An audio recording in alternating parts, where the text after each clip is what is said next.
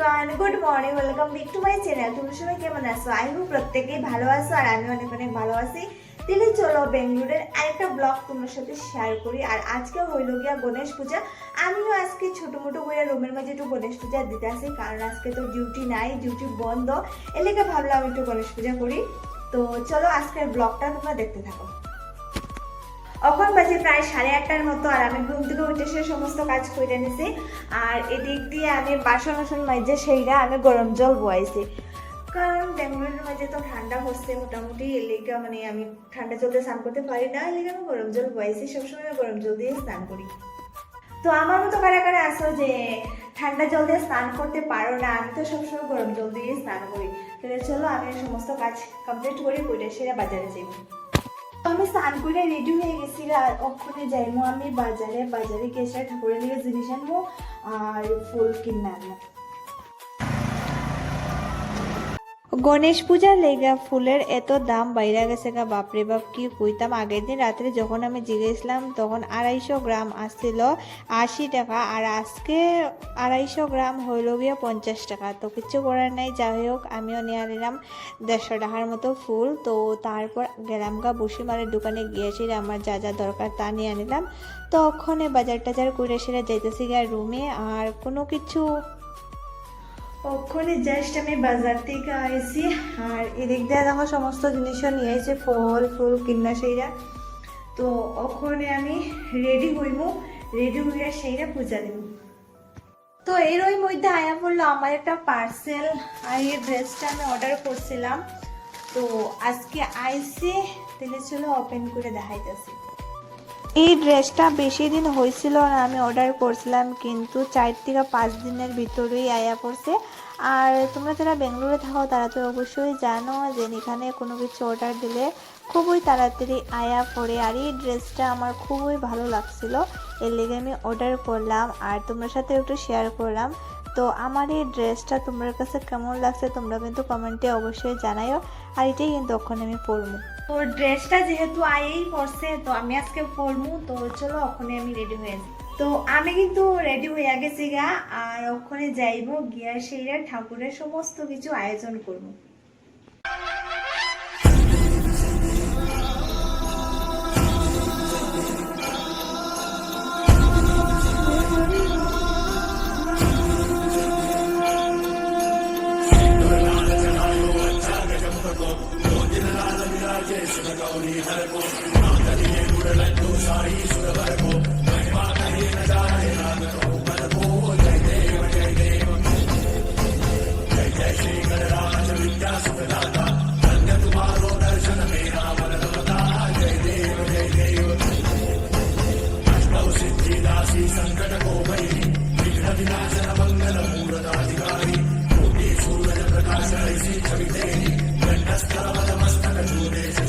তো আমি কিন্তু ওখানে ফুলের মালা বানাইতে আসি, আর আজকে কিন্তু গণেশ ঠাকুরের ফুলের মালা দিতেই লাগে, নিয়ম যেটা।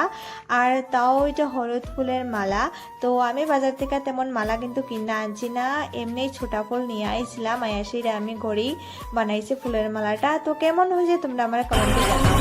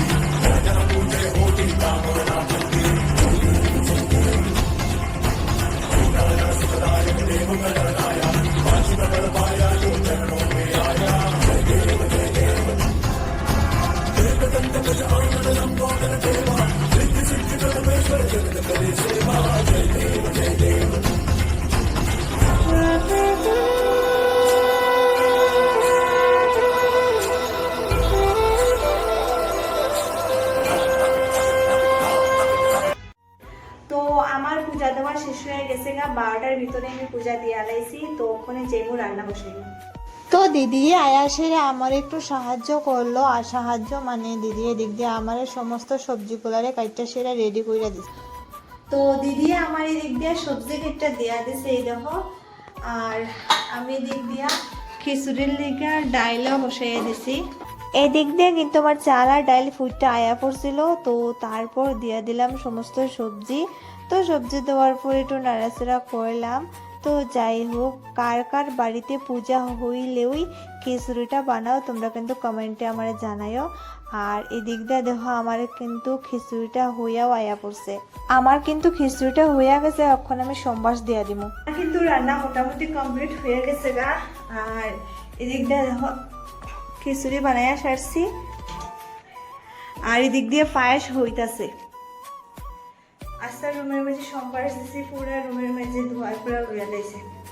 কিরকম বৃষ্টি আইছে, মানে কিরকম হইতাম, প্রচন্ড বৃষ্টি পড়তেছে। এদিক দিয়ে দেখো প্রচন্ড বৃষ্টি পড়ে, কি বৃষ্টি পড়তেছে, বাপরে বাপ। তো পূজা তো কমপ্লিট হয়ে গেছিল দুপুর বেলা। তো বিকাল বেলা দিদি তারা আইসে প্রসাদ খাইতে, তো দিদি আর দিদির মেয়েরে প্রসাদ দিলাম। তো আমি কিন্তু সারাদিন উপাস আসছিলাম। তো উপাস থেকে সেটা আমি পূজা দিছি। পূজা দেওয়ার পর আমি রান্না করলাম। রান্না করার পর আর বিকালবেলা ভালো লাগতেছিল না, তো একটু শুয়ে আসছিলাম। তো ওখানে হয়ে গেছে গা সন্ধ্যা, প্রায় 6:30 বাজে গেছে গা। তো ওখানে আমি সন্ধ্যার আরতিটা দেবো।